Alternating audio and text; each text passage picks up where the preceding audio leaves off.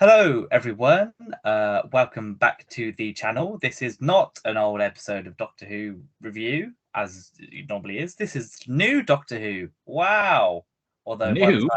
by the time this airs, it'll probably almost be a week old. This episode, so we're That's not still quite on new. the box. Considering It is when the on, next yeah, episode's airing, this is very new. yes, it is very new, and it's the newest episode we're getting in 13 months. So Yeah, we're and I gonna, refuse to recover from it. So, yes, you yeah, know. that's fair. Yeah, a lot of people have. It's fine. Yes, this is our review of Power of the Doctor, which came out, if you're watching this, last Sunday. Um, there should be a live reaction video on Liam's channel. He's struggled all week to get it up, and it is Okay, a on bit personal. YouTube now. It is on YouTube now, so it should be there to watch and enjoy. Yes, And I am nervously refreshing my YouTube tab, checking when the yes, HD version processes so I can make it live. publish it. Yes, so it should be there by the time this video goes up. That should be there. So by all means, go and check that out. I believe it's about an hour long, isn't it? So not quite the length of the whole No. episode, but 45 minutes of us is us talking afterwards. Yes, yeah. Well, there you go then. Nearly half the episode's And runtime. we will probably be talking about the same length again here and now after, because they were our immediate reactions. Obviously, this is more of a, we've had a bit of a think. We've rewatched the episode. We've got some thoughts. Normally with these ones, we do three positives and three negatives, but there's loads of sort of negativity, I guess, not necessarily around the episode, but around all sorts around it. So in a change of pace, we're going to do three positives as usual, but we're going to have just the one thing that we would change about the episode if we could. Did you ever do at school? Did you ever have 3 stars and a wish? No. Well, at my school, yeah, at my school, when I think it's like the end of every term or something, we had to like say 3 stars, so 3 things we've done well this term, and a wish, which is one thing we'd like to improve on next term. So that's what we're doing today. There we go. We are treating Doctor Who like a child. A child. A child. A timeless child. Aha! I get it. But yes, if you haven't seen the episode, go and watch it. I don't know why you're here if you've not seen it. But basically, it's Jodie Whittaker's regeneration episode. We've got Jodie, we've got Mandip Gill Yaz, and we've briefly got John Bishop as Dan. And no one else? No one else? Those are the main sort of, I say main three. Jodie and Mandip are really the main They're the two. first 3 credited. Yes, but we've also got the return of Ace and Tegan. We've got the return of the Master. We've got the return of the Daleks and the Sidemen. We've got Vinda that's come back. We've got Kate Stewart that's come back. And this is where we will be talking spoilers. So, see the episode. This is the final warning. We also get the 5th Doctor, the 6th Doctor, the 7th Doctor, the 8th Doctor, and the 1st Doctor making nice little cameos. And the 14th, of course. And the 14th and the 15th in the trailer, and the 15th, of course, and the 15th. And we also see Ian, is it Ian, Mel, and Joe? Joe. There we That's go. everyone, right? Yeah. I got and Graham. And Graham. Oh, of course. Of course. The one who got the biggest cheer. How can we forget? Yeah, God. So yeah, it's a jam-packed episode. And I highly recommend to go and watch it, rewatch it again if you've already seen it. Liam, what were your overall thoughts of this episode? Well, Connor, my overall thoughts were that I loved it, and I will continue to do so probably until my dying day. I can recognize that it's not perfect.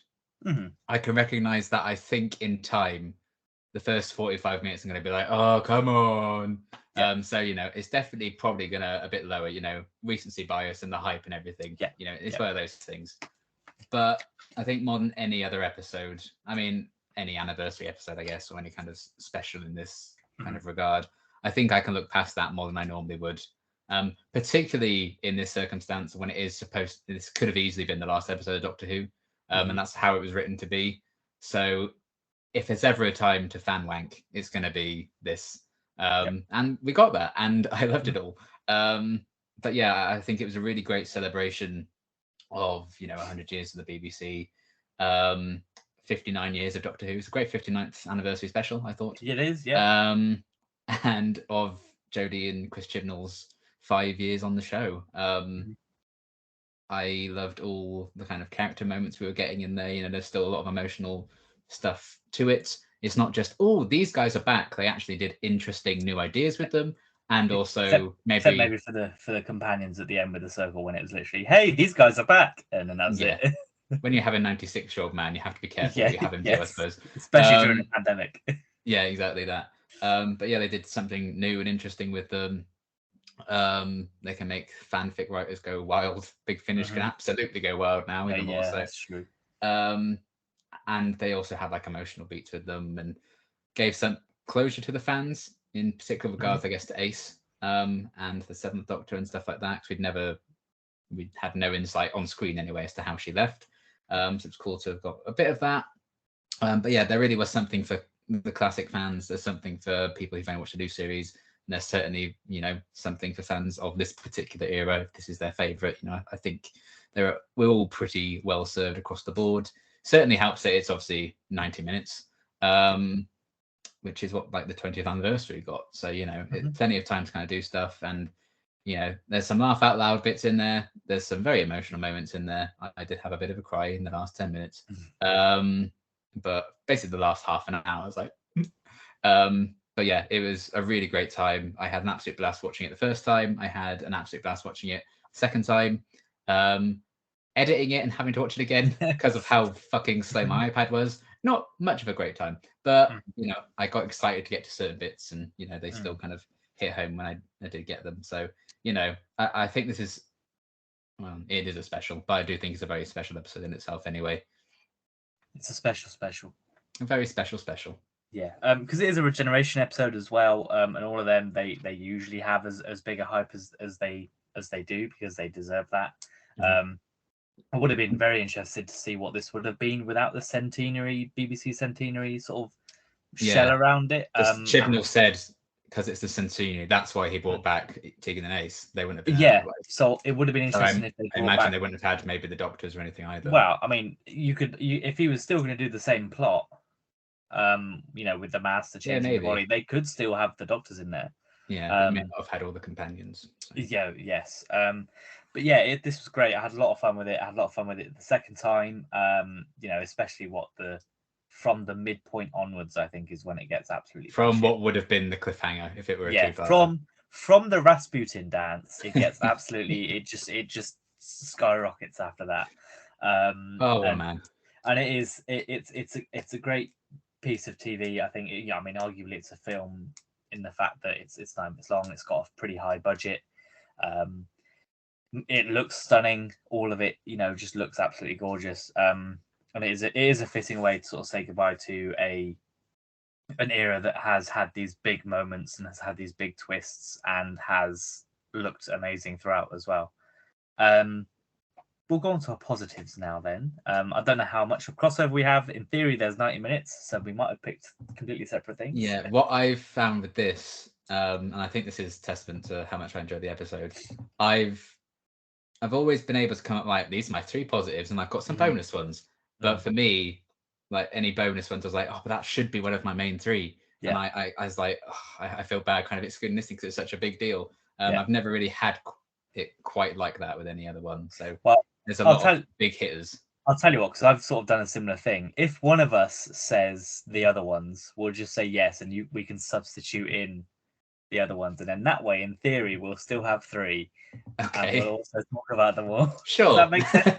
I mean, I think it's fine because we're only doing one thing to improve, so we're still going to be talking about less things. Yeah. Oh yeah, 100%. So my first one, it's the master plan, the master's plan, the master's cyber Dalek plan, the cyber master's Dalek plan, whatever it is he tries to call it as the pun of the episode title. Yeah. When it was happening, I remember us being there like,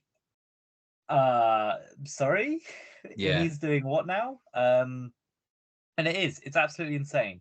You know, it's not been done in the show. I mean, Forced Regeneration has been done in the show before, but to this level of trying to take over the Doctor's life in this way, I think is something that's not been done. And just the horror from the Doctor and the realization of what he's going to do. at the end of it when he fails, and his horror that he's got to go back to his own body, his whole, it's great, and I hope that it doesn't get ignored in the fact that the Masters effectively had this time to go and be the Doctor and fuck shit up and make people hate him. So I hope that we get a similar, maybe in next series, just once or twice, get some alien race to have a grudge against the Doctor because they think that's who's gone and destroyed their planet or something like that. It opens up the door to other things. It's very well done. I think all the plots are there. It all makes sense as to how he's done it. It's all been set up previously in Jodie's era, because apparently Chibnall's always had the idea of this is how it was going to end. So I assume he had that planned when he was doing the Cyber Masters and all that kind of thing. And yeah, it's just absolutely off the wall, insane, and I think it's definitely one of the best villain plans we've seen in a while.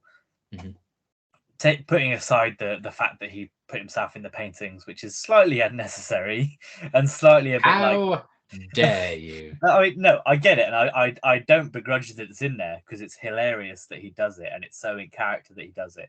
But from a writing point of view, it doesn't necessarily add too much to the story.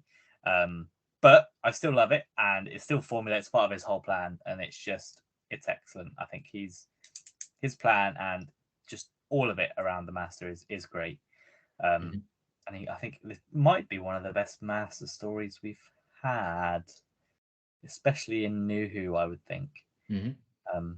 But we'll see. I'll have to rewatch them all to decide.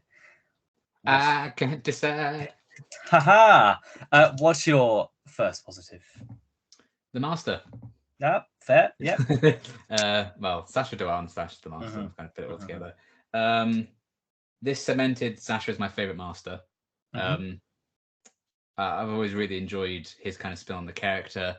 Very much driven by anger while also being batshit crazy, which is definitely more of like a New Who spin on the Master. But I do enjoy, the elements that they've kind of put into Sacha's incarnation, and I do think this was his finest hour. He kind of gave interviews before this came out, being like, I don't think people have really seen my Master yet properly. And I feel like we really saw him in this one. I almost feel bad putting him as my first positive because obviously it's Jodie's swan song and everything, but this might be his as well, so it might still count. But I really do think, especially when the portion where Jodie wasn't really around in the episode, he kind of carried it. He played so many different versions of himself, technically played the Doctor in a way. And yeah, I love how petty he is. I love that he does all these bold schemes, like with the paintings, like with sneaking the little Cyberman into Tegan, and just to say fuck you. Basically, he's one big fuck you. He's just so petty and cruel about it because why not? That's what he is. That's what he does.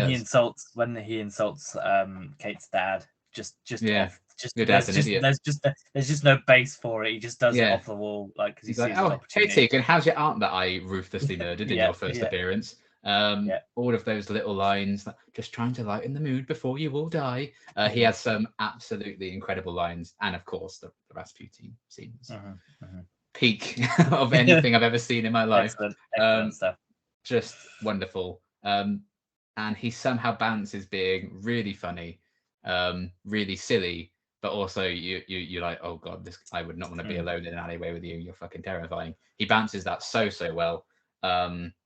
And yeah, it felt like the natural end point for his incarnation. He absolutely hated that he's been almost birthed by this person that he despises and where he has all these abilities. So of course he's going to use that very thing against her in the end. Use the power of the Doctor against her, you might say. Funny that people complain about the title, but then it makes sense when they watch it. How about that? Who'd have guessed, Who'd have guessed it? Oh, not me. But yeah, he's just superb in this. Definitely his finest hour as the Master. Had so many great stuff. I really liked his plan as well. It was one of those things watching it happen, like, okay, so what's going to stop this then? Who's going to interrupt? Who's going to save the day? And then it just happens. You're like, shit. Yeah. So that was a very cool thing they did promotionally wise, I guess, is putting that shot in the trailer of her like regenerating in that little thing. And you think, well, that's going to be like the fake out. Then they wouldn't put that in the trailer.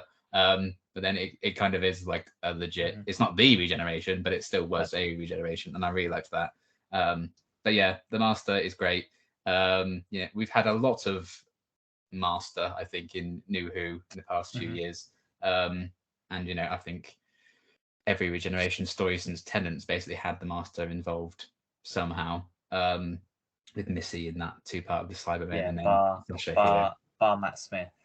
Yeah, Matt Smith is, because he didn't have the Master at all. So yeah, the fact that we've had so much, and I can still find really interesting things to do with him, like in this one, and give him a really great story as the villain, have him basically succeed, but then also you kind of feel bad for him when he's changing back, because you kind of realize all of this has just come from a sense of self-hatred and loathing, and he doesn't love himself. And when Yaz kind of points out how loved the Doctor is, look on his face kind of says it all there. That's kind of what he wanted. He's kind of sorted that out with Missy and everything. So it's the tragedy that, that's kind of not been again, but it could be that this was the incarnation before Missy. And exactly. This could be 20 incarnations before Missy. So it still kind of would be a nice endpoint. Even though it seems like this incarnation died, but obviously we're going to see the Master again at some point. Yeah, but you could argue that Missy died, and if this is after Missy. Exactly, yeah. So lots of blurred lines as to where things fit in. But Chibnall's done that with, this Master, with the Fugitive Doctor, with all sorts of different things. And you just kind of like, you fan fiction, you work it out for yourself. Big Finish, if you want to do something, you do that. Future showrunners, if you want to do something, do that. He's kind of throwing future showrunners a bone, I guess, in that sense. If you're stuck for a story, well, fill in one of these gaps. Just do that. But yeah, I think a shining example of this era and something that they've done very well is, the serving of like the classic villains. I think have always been done very well. And I think this proved that the Master has been served incredibly well with the whole time, this child arc and stuff. And Sasha was wonderful. I hope we see him again as the Master, but if we don't, what a way to go out. Yeah, I think he said, I'm pretty sure he said that he'd want to come back if he was asked. So yeah, there's always a chance. He's not shut the door on it. So I'd love to see him back. I mean, my favorite is still John Sim, just because I think he always will be. But Sasha's definitely pushing the boundaries, and if we have both of them in an episode, I think that would just be off the wall. The sexual tension would be too much. Could you imagine? It was bad with Missy. Imagine how it would be with Sasha. And that's exactly the kind of thing that Russell would do. That's true, actually. Yeah. So you never know. It could happen. So sort of my next positive, the regeneration itself. Yes. Not necessarily the outcome of the regeneration. I'll separate that off. I've really cheated with it. I've kind of put. Well, we'll talk about it in a bit. But I've had a positive, and I put the regeneration in brackets after it because, again, I've been cheating a lot with these. Yeah, that's fair. I think if we'd start with the actual regeneration itself, it looks incredible. The music is great. The visuals are great. Even if the people that own Dodal Door are pissed off that BBC didn't tell them they can do it, but it's fine. The number of deaths they're going to be responsible for. Yeah, I know. Could you imagine? But yeah, it looks stunning. I think her final words are excellent and sum up the era and the character as a whole. Her final words to the TARDIS. If we're going from when she starts to regenerate from when she's with Yaz, all that. I know a lot of people, got annoyed around unresolved Thasmin stuff. But I choose to interpret as that was resolved in Sea Devils when they sort of said, this is where we're going to be. This feels like a kind of an epilogue for them, really, rather than a conclusion. Yeah. So I can deal with it. But I know a lot of people weren't happy with that, but there's not much we can do about it. I still think it's great, and they have a great moment. I just think it's neat. And they have great moments with each other.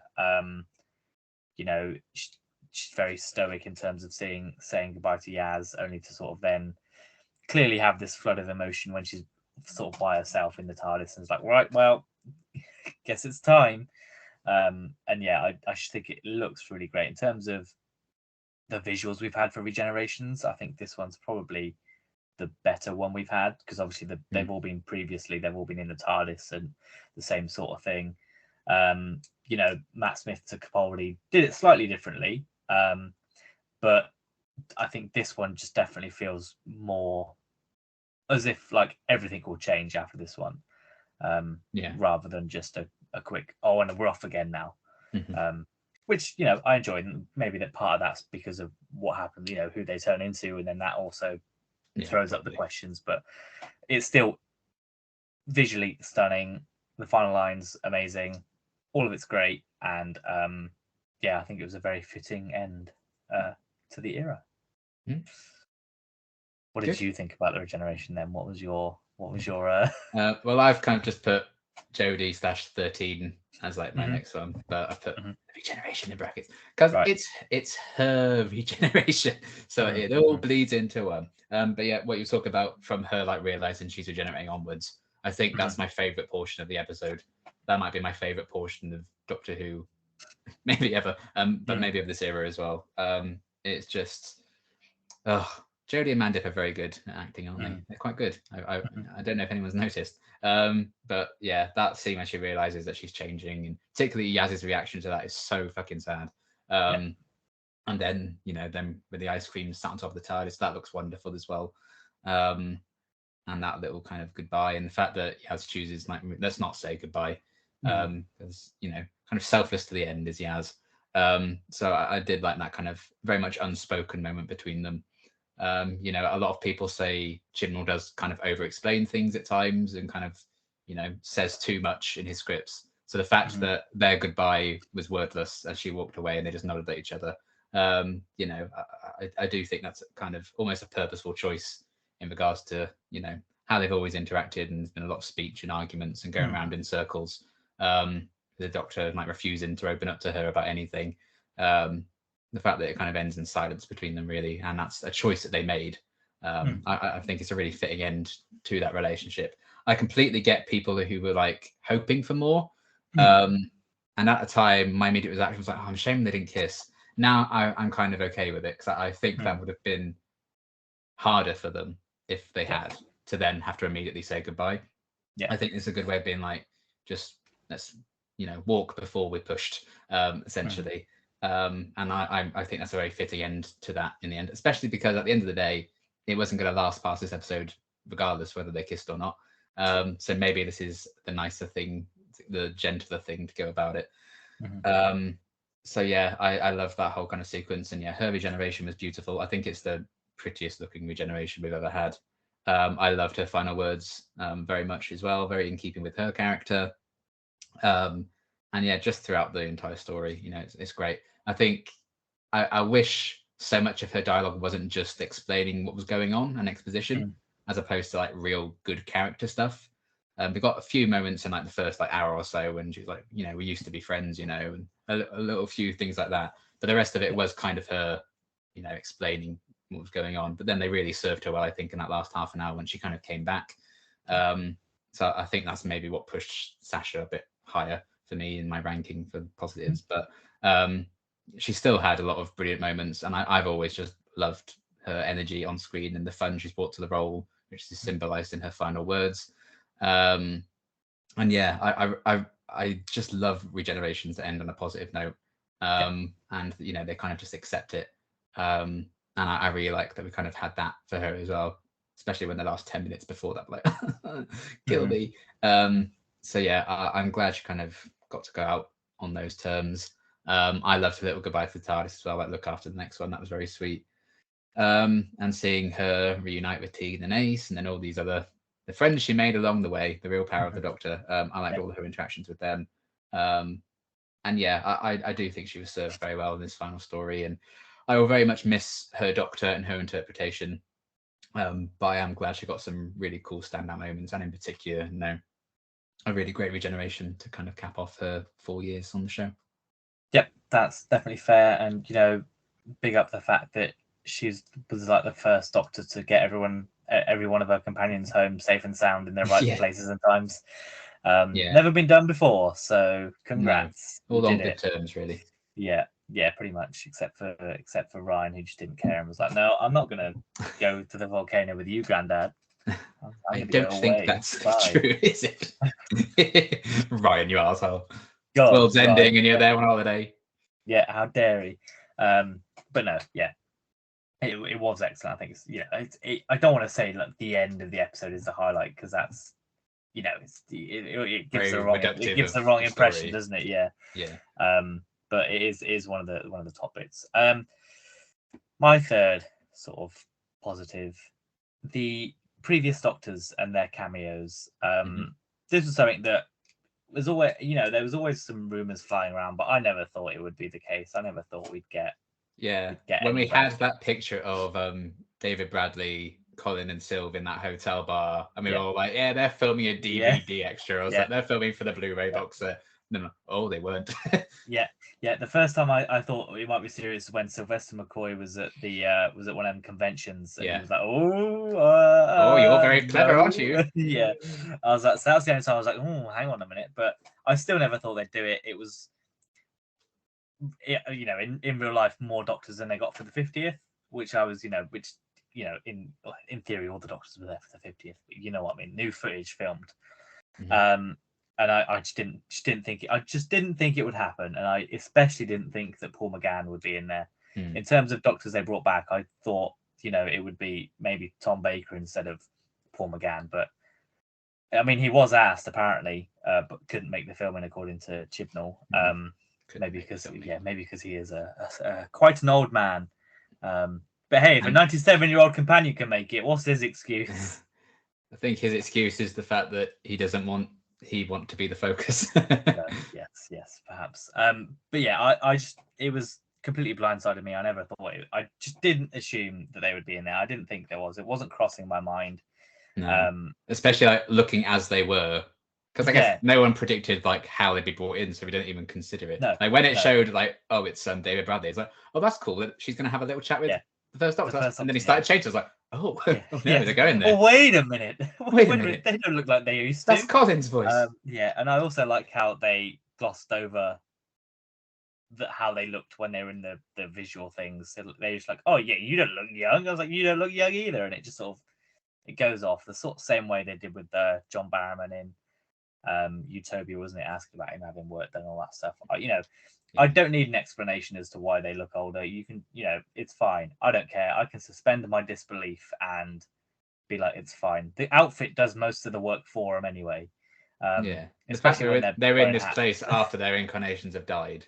I think it makes sense they just start then aging naturally. So I think you kind of just imagine it's great. I think I love the moments when they were talking to their companions and they become real in like the peak of the emotion in those scenes. They become real and physical, and they're not like the hologram colors anymore. I really like that sort of effect they did on it. I'd have loved to have had more Paul McGann, but obviously all of his companions except for the TV movie one are Big Finish and books, so it's quite hard to put them in, and you couldn't really have him physically there. It was just his face on a body, so but I'm so glad that they did bring him in. I think it's very well documented that I really like him, and I think he deserves more. There was a fact of it's been what was it 20 was out like 26 years since being announced as a Doctor. He's made his first normal TV episode. He's made his first appearance in an actual episode. Because obviously the minisode is a minisode, and then he's got archive footage in Day of the Doctor, but this is his first appearance in an episode of the show after being cast 26 years ago, and I think that is baffling that it's taken that long. So I hope it's a door for more of him, but who knows? He might not want to do it. The showrunners might not want to do it, but I know there's a lot of fan call. But I think there's been fans calling for him since the minisode in 2013. So it's been 9 years we've had to wait for this. So it has been a nightmare. But I liked seeing all of them back. It's kind of gutting that the Doctors didn't have companions there got a bit less to do. I think it would have been nicer to have them interact in some ways, but then you've got to shove more people in and all that kind of thing. And I like the idea that now that Yaz and at least Tegan and Ace have these little things in them that can bring up these AI doctors with them wherever they go. I think it opens up the doors for what they can do. Whenever the Doctor's in mortal peril in future, wherever those guys are, just casually living their lives. No! Oh dear Lord, no! Please, it'll be you. Just a random person appears next to them. But I liked it, and obviously with the 60th coming up, there's all kinds of chance that they might reappear again next year. I think Chibnall said that he stayed away from New Who Doctors because of the 60th next year. So who knows? Although Peter Capaldi said he ain't coming back, boys. He ain't coming back. But And I respect that, but Matt Smith said he's always wanted to come back. But remember, kids, Andrew Garfield said the same thing. So never believe what the celebrities say in media until the episode is aired. Again, not that you should be holding out hope and still saying he's coming back. No. It's more likely he's not. But at the same time, don't believe him. But so what was your third positive? Mine was more so the scenes between Tegan and 5 and Ace and 7, that kind of the closure between them. But yeah, it was a huge surprise, all these doctors coming back. You know, I think in regards to like the 50th and now, it's a very different time now. We live in the time of Spider-Man No Way Home. We live in a time of Multiverse of Madness. We live in a time of Hugh Jackman coming back as Wolverine. We live in the time of Ghostbusters Afterlife. All these other things. The Flash that's going to have old Batman, if it ever comes out, which will have old Batman in it and all that kind of jazz. Stuff like that, Michael Keaton's Batman and all these things that kind of bringing back old characters and doing like legacy movies and stuff. You know, Halloween coming back for another trilogy, stuff like that. Obi-Wan Kenobi, all of the Star Wars kind of surprises and cameos. So people are just more accepting of that now. I do think people would have complained if they looked how they did and they just put them in the 50th. Because that wasn't quite the expectation then, and again the technology also probably wouldn't have really allowed them to do it, stuff like that.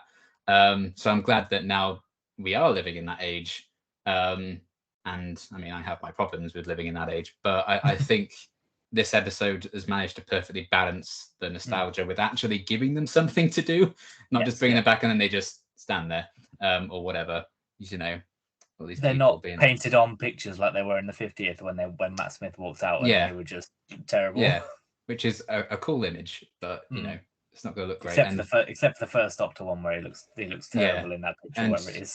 You would never feasibly gotten them all there on the same day if you were to do that in 2013 and all that kind of stuff. So I think they both did the best they could do in the situations, and the Day of the Doctor story didn't really allow for that, and also they had 50 minutes less, I guess. Whereas this, it was kind of designed to celebrate 100 years of the BBC and all of that jazz. I think they really leaned into what they needed to do with each of those two stories, and this episode did that really well with bringing those guys into it. A really clever idea, I felt. And also, I guess the Day of the Doctor wasn't a regeneration story, and they couldn't have really done this idea then and make it make sense that they're older, stuff like that. But yeah, it was crazy seeing them again. Very happy, in particular, I'm happy for Colin because, he wasn't even in his regeneration. That was Sylvester in a wig. So he's never come back to Doctor Who, really. Very much in the same vein as when Tom was in the 50th, that was his first time back after he left. So that was really cool to see all of them. And then the closure that we got with the little scene between, 5 and Tegan, that was lovely. Little Adric mention, even though no one likes Adric, they're going to pretend they do now that you've got to mention. But it's a very emotional death anyway. But yeah, I love that they couldn't have not mentioned that if they were going to do it. Just in a behind the scenes level, I think it's really cool that those two guys got to work together again, actually be in the show together again. F in the chat for the actually plays Nyssa, because it just made no sense for her to be in this. But also it doesn't make sense for Mel to be on Earth, but it's fine. So yeah, I thought that was a really emotional moment. I loved how they did that. And I love that when that plays out, you're like, oh, they're doing this with 7 and Ace soon as well then, aren't they? And they did, and it was equally as emotional. I thought Sylvester in particular was really, really great in that little bit. And I like that they properly addressed, like, they fell out, that's why Ace left, and kind of, allowing them to patch things up. I loved his little line about, children leaving home, but the joy is watching them fly, very good line. I mean, 7 did absolutely manipulate Ace, and she should have been like, I'm sorry that I didn't understand the burden you carry. That's the one line I'm like, he was an asshole to you. You're absolutely right. You had the right to be angry. That's what you're on about. And Tegan getting mad at the Doctor for not talking to her for 38 years when she chose to leave and told him, like, this isn't fun anymore, bye. What do you expect? Of course he's not going to talk to you. But they're little things, because I think the emotional things and what they do with it, the performance and stuff, completely outweigh that. Really lovely moment, particularly, feels like the closure that we needed for Ace in, and that is so open-ended, like what happened to her, she's just gone when the TV movie comes around. to have a little insight, but not really delve into it, was really nice. And to see those actors get to work together again after years and years was incredibly wholesome, but I think also suitable, and it worked as the story, and it was well set up with, you know, the Jodie hologrammy thing. So why not? When if it was potentially the last episode of the show, you might as well give them the shot at doing that, because what are they going to do? Cancel it? Give it the last one. So why not lean into it? And I really did. I'm glad they took the gamble on making that work, and I really do think it paid off. It was very emotional. Yeah, I think that's definitely fair. I'll go through my sort of. I've got some additional positives. Again, some of these can be the main ones. I enjoyed them all the same. The Rasputin dance. Yes. And need I say more? No. Excellent, just excellent. I'll be watching that for years to come. I can guarantee it. Yeah. Ace and Graham. I think that was a surprise pairing that I really want to see more of. I think they had a great chemistry between the two of them. Are they roughly around the same age? I don't know. Bradley Walsh might be a bit older. I'm not entirely sure. I don't know. I mean, Bradley Walsh wears a grey wig to look older anyway. So there you go. Then I don't really know. Let's say it's fine. It is fine. It is fine. And yeah, I think that's a great pairing. One that I wouldn't have expected before this episode came out, but I think they were great. And I wish we had a bit more with them. And I hope we might get more with them. You know, you never know. If we want to put in Big Finish or books, I will definitely buy a book with Bradley Walsh on the cover. So just let me have it.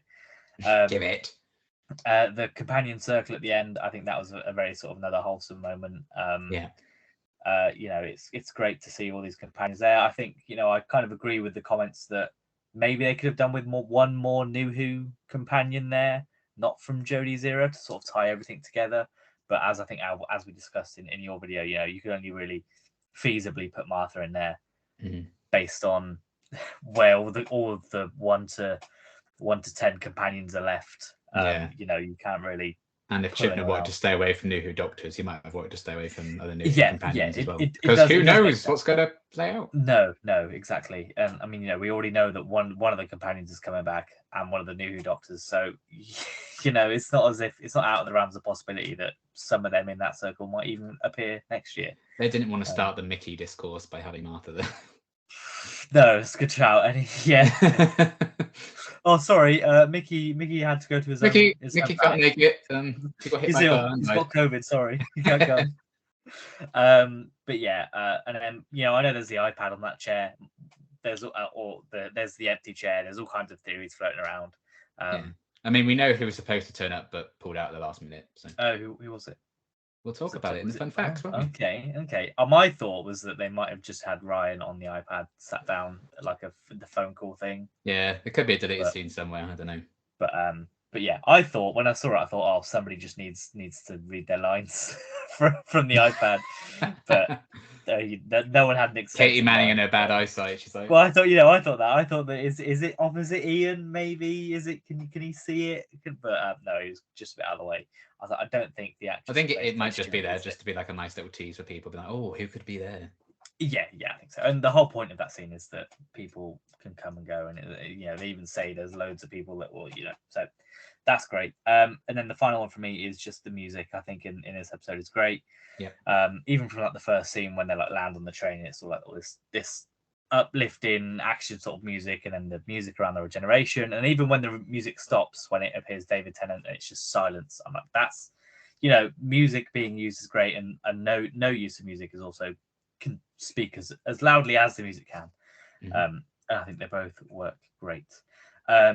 So if you get back into focus, what are your other I was so interested in what you were saying, I've phased out of existence. Your other positives, what have you got? Yes, I mean, I think I'm basically in agreement with all of you. I love the returning companion circle, Companions Anonymous. That was great.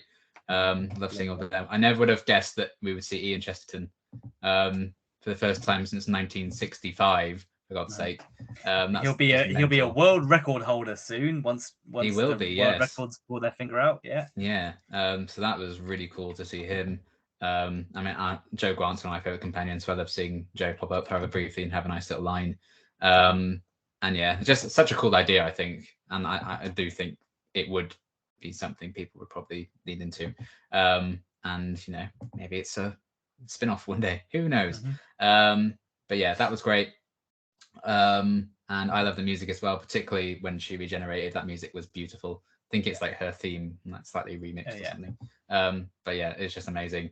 Rasputin scene is iconic, and I think the best scene in the show. They might as well have stopped Doctor Who after this because they can't stop that. No. And Yaz as well. I thought this was her best story. 100%. She had a lot to do basically. Very she saved the universe effectively, didn't she? Yeah, she saved the Doctor a couple of times. She yeeted the Master out of the TARDIS, went no, bye, and then came back then. But she had a plan and everything.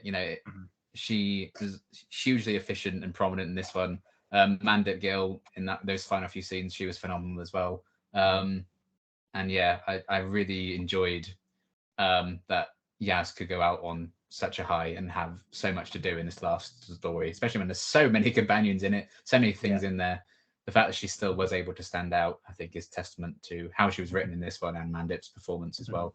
Because they did the impossible and fully converted me on the Thasmin train by this story coming out. I was a bit like, I don't really see it for a couple of years. I'm like, really?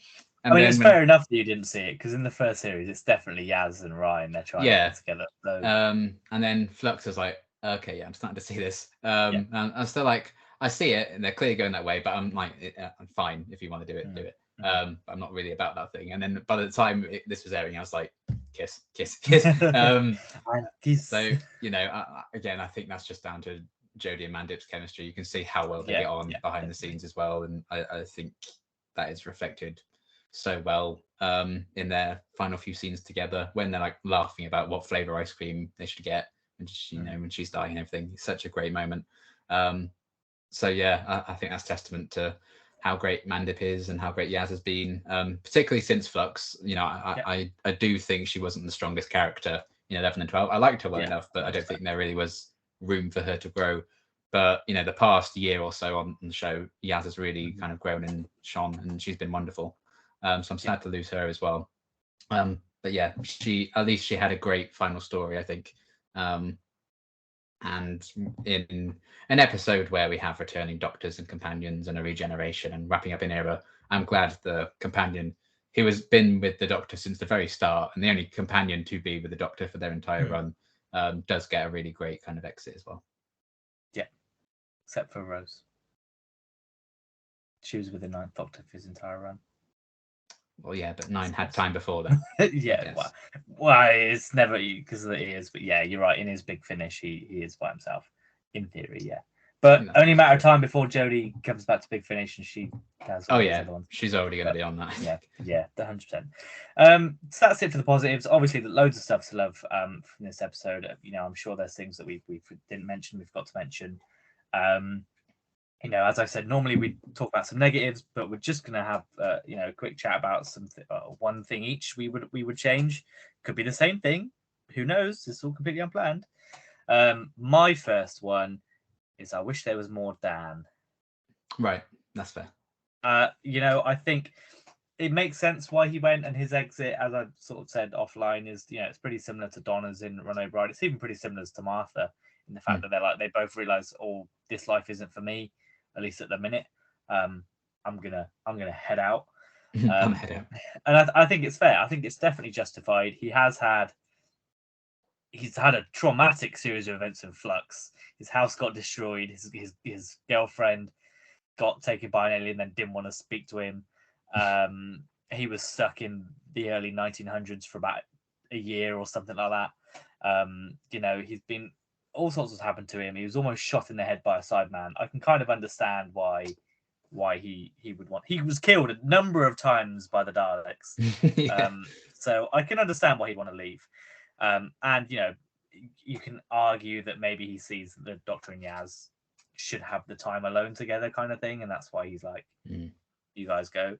I'm glad he came back at the end. I think it's a lovely scene with him and Graham finding Yaz. I think that's great. And I would have loved to have seen John Bishop. I disagree with the idea that he's been wasted throughout Flux in this. I think he's been great throughout his run. there's nothing I would change about his character or his run. Just that I'd want to see more of him.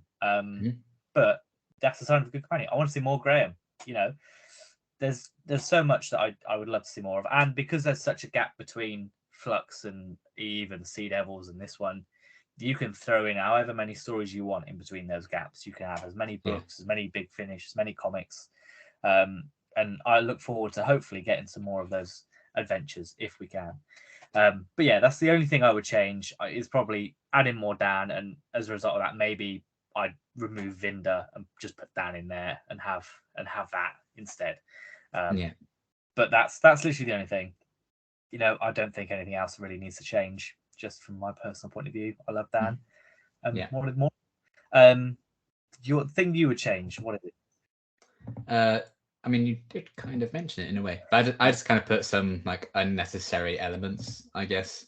I think the main one would be Vinder, sadly. I actually like Vinder. I think he's a great character. I've enjoyed his character, and I loved him shooting the master, being like, "I'm freelance, mate. Fuck off." Yeah. I thought that was a really great. You won't shoot me. What are you gonna do? Shoot me? Sadly, I do think that was his only standout moment in this episode. But there's just so many things going on, and I guess they wanted a character very much unique to Jodie's era in her last episode to be like one of her crew and stuff like that. So I get it, but part of me is also wish like if you're gonna come back, like Carvanista, Bill. I like to see the whole group, not just him, because you know he's just kind of there tracking this creature thing, and that's that. But you know, he's like, oh, I'm going through a wormhole now. Oh, this wormhole's led me here. Yeah. Okay. So you know, it's a thing, and I'm not against him being in it. You know, it's fine, whatever. But when it's like, oh, I wish we'd seen a bit more of Dan, or I wish we'd seen a bit more of like some classic Doctors doing some stuff. Yeah. And we have Vinder just kind of floating around. It's kind of a shame. And then just kind of a few extra things like that, really. I do feel like it was a bit unnecessary doing the whole thing of this creature disguising herself as a little girl. I just don't think that was needed. I think it could just been the weird squid thing in the box. Yeah, I saw somebody else say this, and in my head I'm like, that's your classic Hollywood MacGuffin, where you think it's all going to be about this, but it's like, no, that doesn't matter. Like it's the Pulp Fiction suitcase where you think it's all going to be this, and it just doesn't matter. Which I can appreciate, but I can also see why it's not a popular trope. I like the idea of this creature like disguising itself to people as something they'd want to protect to try and keep itself safe. I think that's a really cool idea, but this episode throws so much at you already. It's just it completely goes over your head, so it doesn't really have an impact and is therefore kind of unnecessary. Yeah, it's just time explaining that is time you could have done maybe another character moment or stuff like that. So you know, it's one of those things. It's just a few little extra bits. I'm like, you probably didn't need to be in here, but again, just because I'm having so much fun watching it all unfold, it's probably going to become more of an issue for me in like my 9th or 10th watch in years to come or whatever. But for now, I can still kind of forgive it because it's just such a fun episode in itself. But there are a few things that maybe we didn't necessarily need, and then time could have been handed to something else, but it still is what it is. Yeah, that's fine. I think I don't know if we'd ever find out, but my immediate thought is that maybe it was supposed to be Dan in Vinder's shoes, but John Bishop was unavailable. Yeah. Maybe he got COVID and couldn't do it. I don't know.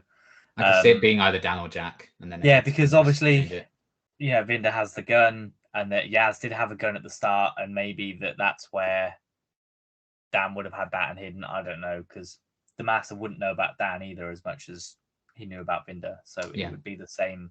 It would be the same thing, but I can accept it. It's fine. It's not as if it's like you said. It's not the end. It's not like it's a bad character showing up and doing nothing.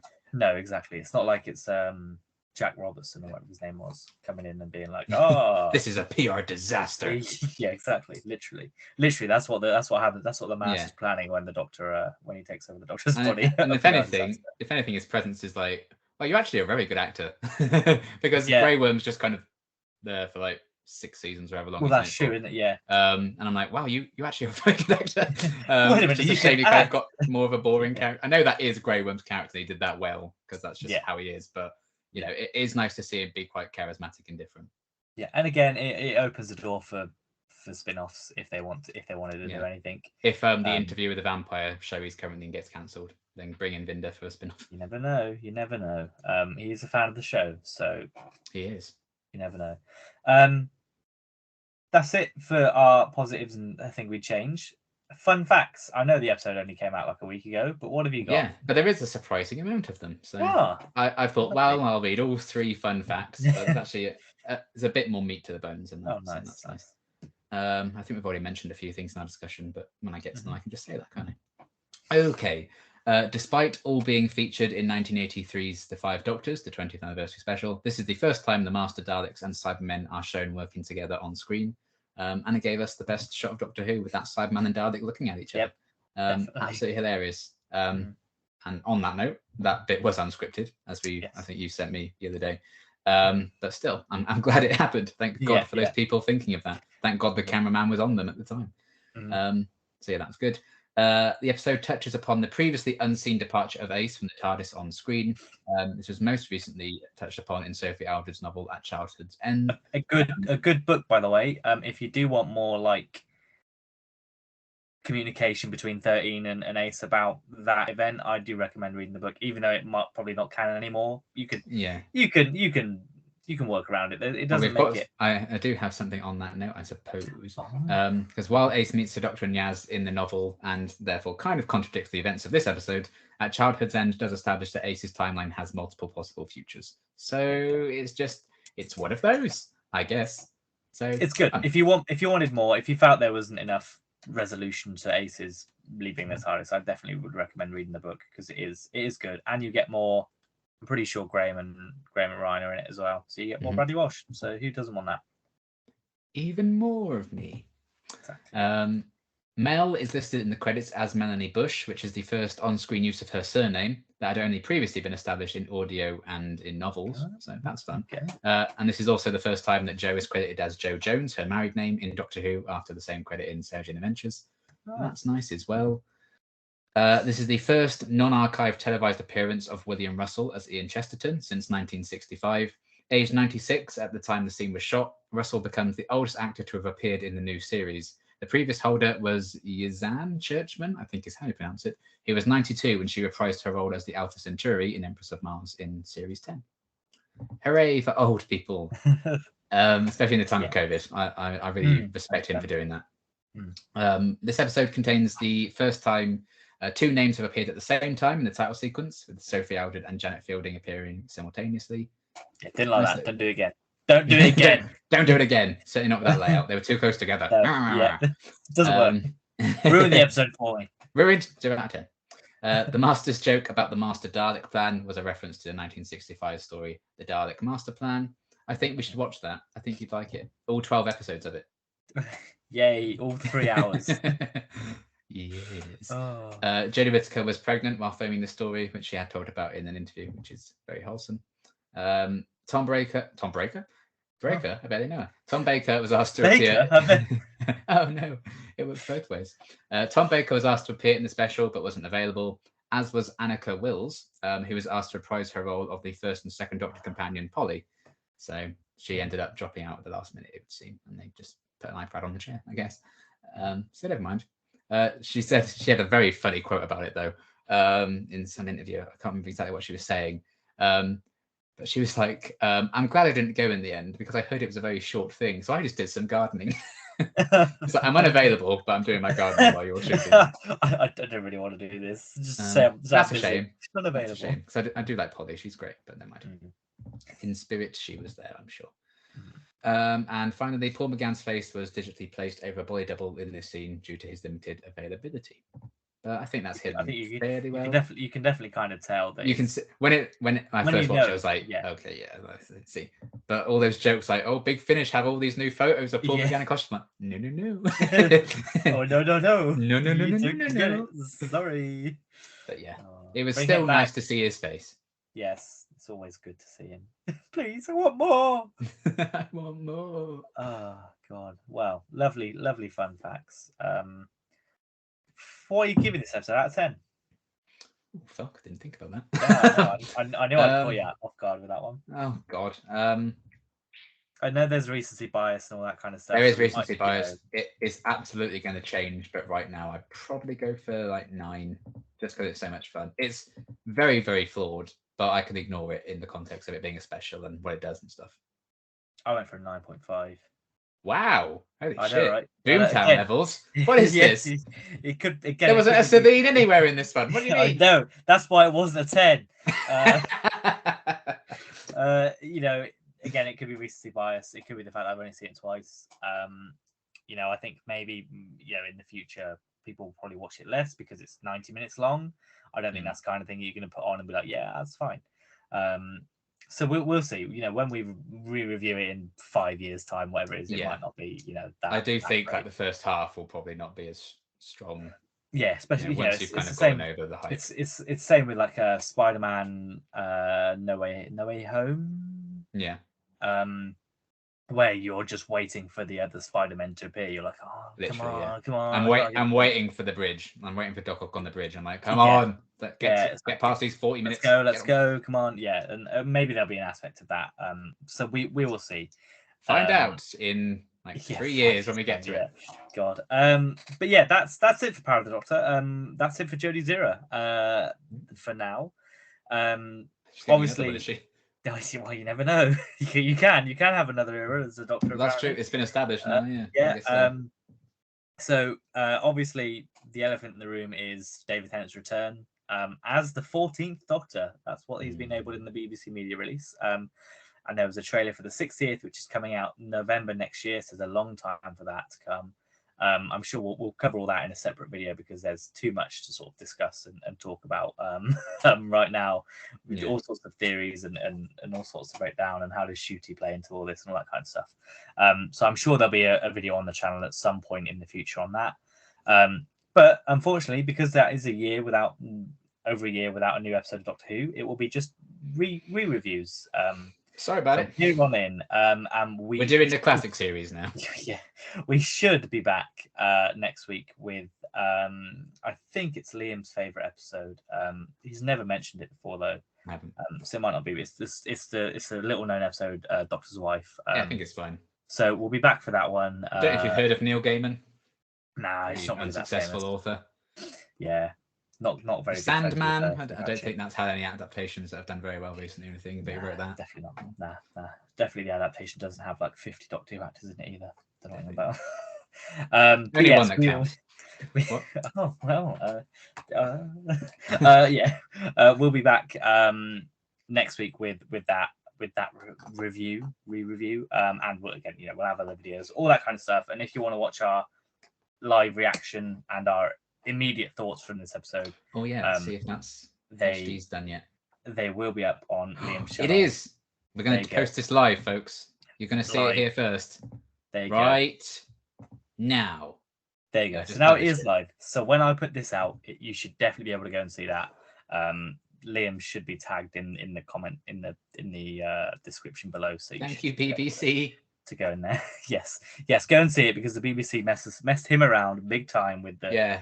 If you're looking forward to our long reaction to the Tegan in 5 scene, tough shit because I had to cut that like fuck. So never mind. It's fine. But yeah, that's it for this week. And I imagine we will be back next weekend. Goodbye. Bye.